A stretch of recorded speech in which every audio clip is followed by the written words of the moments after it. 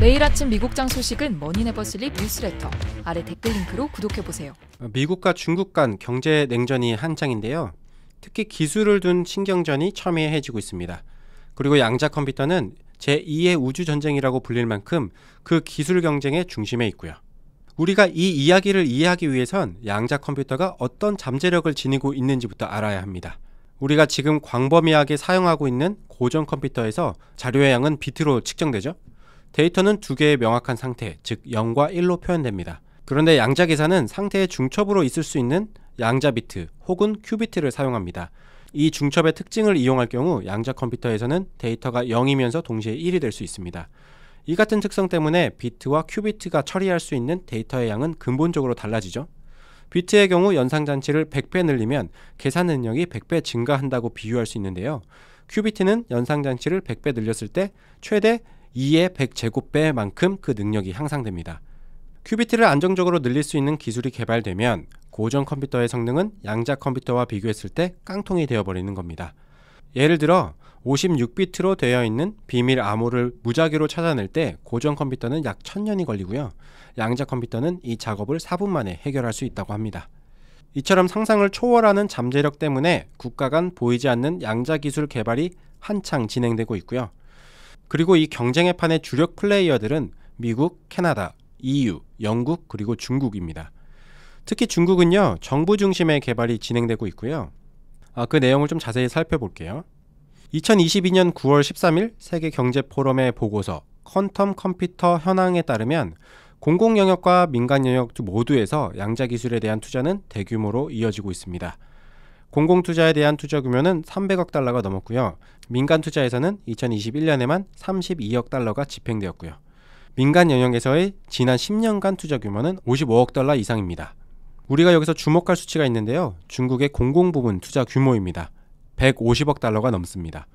대부분의 국가에서는 민간이 이 양자 기술 투자를 리딩하고 있지만 중국은 대부분의 자금이 정부에서 흘러들어오고 있고요. 국가 안보 등 때문에 많은 투자가 숨겨지고 있고요. 따라서 모든 공공 투자가 통계에 포착되지 않습니다. 이 150억이란 달러는 미니멈으로 보시면 되는 거죠. 2016년 출범한 중국의 5개년 계획에서 양자 컴퓨팅은 국가 기술 주권의 최우선 과제로 책정됐고요. 중국 인민해방군도 군사과학원과 여러 학술기관과의 네트워크를 통해서 양자 연구에 자금을 지원하는 걸로 알려져 있습니다. 2021년부터 2026년까지의 양자기술 5개년 계획도 있는데요. 이 기간 중국 정부는 양자기술에 153억 달러를 쏟아부을 계획이고요. 이는 EU나 미국 정부의 투자액보다 2배에서 8배 큰 수치입니다. 물론 중국 민간 기업도 양자 컴퓨터 개발에 집중하고 있습니다. 바이두는 8월 양자 컴퓨터 치엔시를 공개했고요. 이 치엔시는 10큐비트 프로세스를 탑재하고 있습니다. 2015년 중국 과학원과 함께 랩을 설립했던 알리바바는 중국 양자 컴퓨터 산업을 이끄는 대표 기업 중에 하나입니다. 텐센트나 바이두 같은 경우에도 양자 컴퓨터 개발에 뛰어들었고요. 고전 컴퓨터, 즉 반도체를 기반으로 둔 IT 산업에서 중국이 미국을 이길 가능성은 희박하죠. 설계, 소프트웨어, 장비, 첨단 칩 등 핵심 부분 모두 미국이 탁월하게 앞서고 있고요. 위탁 생산이나 소재 같은 경우에는 한국이랑 일본 그리고 대만이 좀 잡고 있습니다. 그리고 이들 국가는 모두 미국의 우방 국가들이죠. 그래서 미국은 이런 국가들이랑 칩4 동맹 맺으면서 반도체 장벽을 더 높게 쌓고 있고, 그래서 중국이 좀 들어갈 틈이 매우 비좁다고 보시면 됩니다. 그런데 고전 컴퓨팅, 그 너머의 기술인 인공지능과 양자 컴퓨터에서 역전의 기회가 있을 수 있다는 게 업계의 시각입니다. 특히 양자 기술의 개발 단계는 아직 초기 단계여서 여기서 어떤 변수가 나올지 모르는 거죠. 사실 이제 중국이 이렇게 치고 나오는 모습을 보이면서 미국도 어느 정도 좀 경계를 하고 있습니다. 그래서 이 같은 미국의 두려움은 2020년 8월 발간된 하나의 보고서에서 잘 드러나고 있는데요. 미국 의회조사국은 부상하는 국가기술에서 중국은 양자 컴퓨터 분야에서 이미 세계의 리더가 됐다고 평가했습니다. 당시 보고서 내용을 좀 더 자세히 보면요. 중국은 개발 계획 내에서 양자 기술 연구를 점점 더 우선시하고 있다. 실제로 시진핑 주석은 중국의 국가과학기술 혁신 프로그램에서도 2030년까지 주요 돌파구를 위해 우선시되는 핵심 연구 이니셔티브로 양자 통신과 양자 컴퓨팅을 꼽았다. 중국은 이미 양자 기술 분야의 세계적인 리더다. 또 다른 단락을 소개하면요. 2016년 중국은 글로벌 양자 암호화 통신 능력을 제공하기 위해 세계 최초로 양자 위성을 발사했다.